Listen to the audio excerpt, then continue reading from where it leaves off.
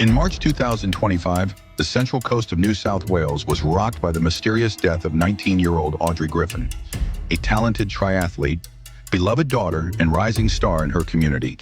What began as a missing person case quickly turned into something far more sinister, leading to shocking revelations and a murder charge that stunned everyone who knew her.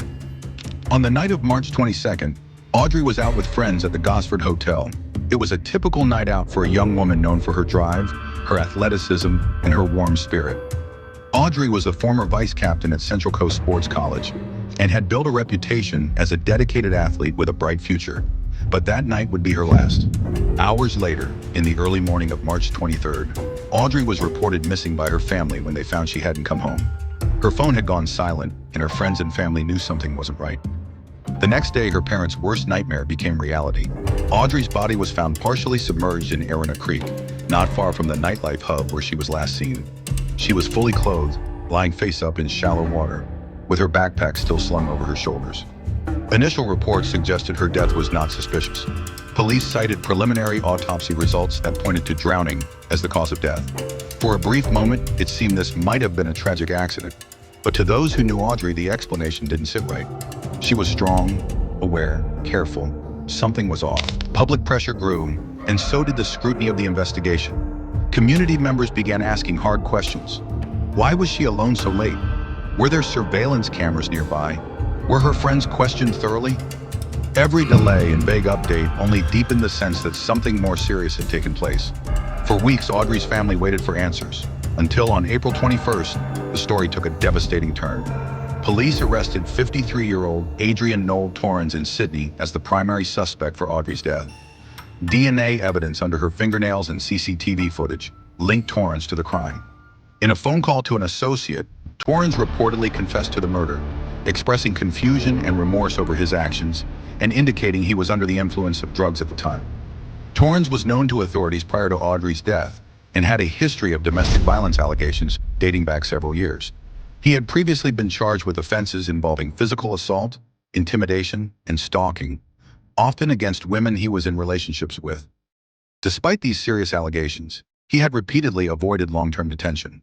His name had appeared in court records multiple times, and while some charges had been dismissed or downgraded, others painted a clear pattern of escalating violence. At the time of Audrey's death, he was already facing unrelated domestic violence charges, which only added to public outrage once he was named a suspect in her murder. He was charged with Audrey's murder, as well as 11 unrelated domestic violence offenses. According to investigators, Torrens and Audrey had a physical altercation around 3 a.m. on March 23rd, not long after she left the pub. The details of what happened next remain under investigation, but police now believe Audrey's death was not only preventable, it was intentional. What's particularly troubling is Torrens' history. He had a record of domestic violence incidents, with prior charges linked to coercive behavior and physical aggression. Critics have since questioned how someone with such a pattern of behavior was free to walk the streets without closer monitoring. The arrest sent shockwaves through the Central Coast.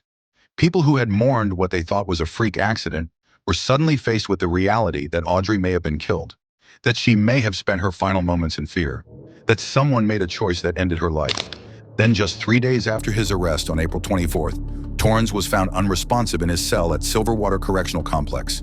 Emergency services were called, but he could not be revived. Authorities have confirmed that his death is not being treated as suspicious. Audrey Griffin was a promising athlete and active community member, remembered for her vibrant personality and dedication to sports.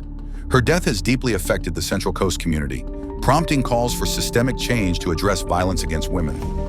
Community members organized vigils and fundraisers in her memory. Her former school paid tribute, honoring her as a role model to younger students. Strangers left flowers at the edge of Erina Creek, turning the site of her death into a space of remembrance.